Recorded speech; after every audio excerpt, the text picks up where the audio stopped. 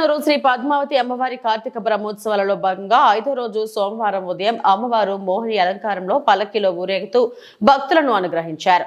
అమ్మవారు మోహిని అవతారం భౌతికంగా జగన్మోహిత్వాన్ని, ఆధ్యాత్మికంగా మాయితిత్త శుద్ధ సాక్షాత్కారాన్ని ఏక సమయంలోనే సిద్ధింపజేస్తుంది. ఉదయం 11:30 గంటల నుండి మధ్యాహ్నం 1 గంట వరకు శ్రీకృష్ణస్వామి మండపంలో అమ్మవారికి శాస్త్రోక్తంగా స్నపన తిరుమంజనం నిర్వహించనున్నారు. ఇందులో పసుపు, చందనం, పాలు, పెరుగు, తేనె, పన్నీరు, వివిధ రకాల ఫలాలతో అభిషేకం చేస్తారు. మధ్యాహ్నం 3:30 గంటల నుండి సాయంత్రం 5 గంటల వరకు వసంతోత్సవం నిర్వహిస్తారు. బ్రహ్మోత్సవాల్లో భాగంగా రాత్రి 7 గంటల నుండి 10 గంటల వరకు శ్రీ పద్మావతి అమ్మవారు విశేషమైన గజవాహనంపై భక్తులకు కనువిందు చేయనున్నారు.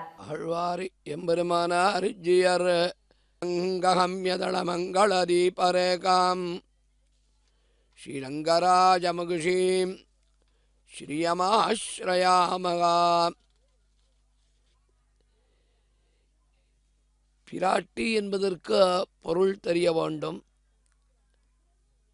நாம் வழக்கத்திலே ராமபிரான், சீதா பிராட்டி என்று நாம் வழங்குவது உண்டு.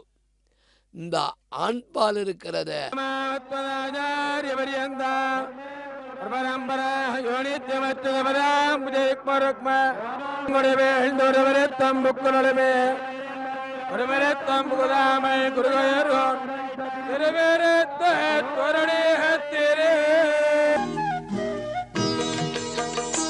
పద్మమ్మ నీవేరే నీయల్లవా నీయల్లవా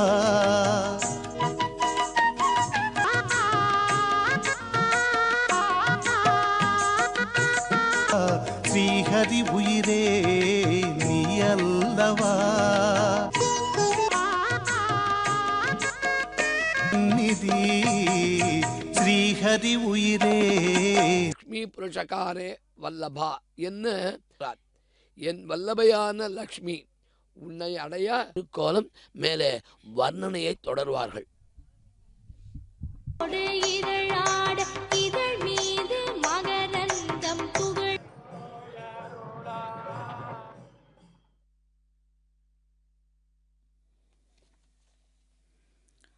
அனுக்கிரகப்பிரதாம் புத்திம் அனகாம் ஹரிவல்லவாம் அசோகமாம் போய் பார்க்க போகும்போது சொல்லுகிறான், அம்மா, நான் ராம தூதனாக வந்திருக்கிறேன்.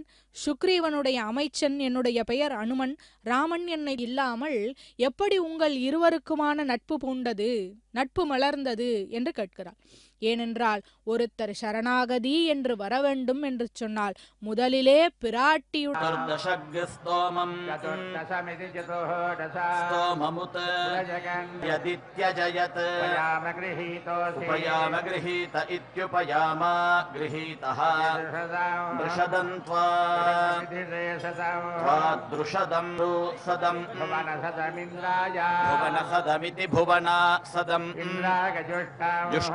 गृह्णामि येषते तः अप्सुषदं त्वाघृतसदं घृतसदमिति घृतसदं व्योम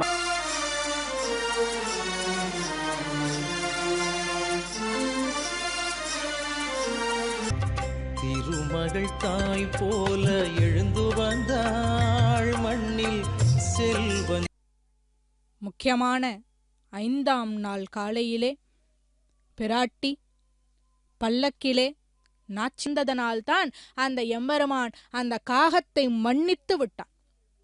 தனியாக பற்றிவிட்டால் இப்படி ஒரு நிலை. பெருமாளை மட்டும் தனியாக பற்றிவிட்டால் கடை தேறி விடலாமா என்று கேட்டால் அது இளைமையாக இருக்கக்கூடிய அளவு கண்ணும் கருத்துமாக பார்த்து கொண்டான்.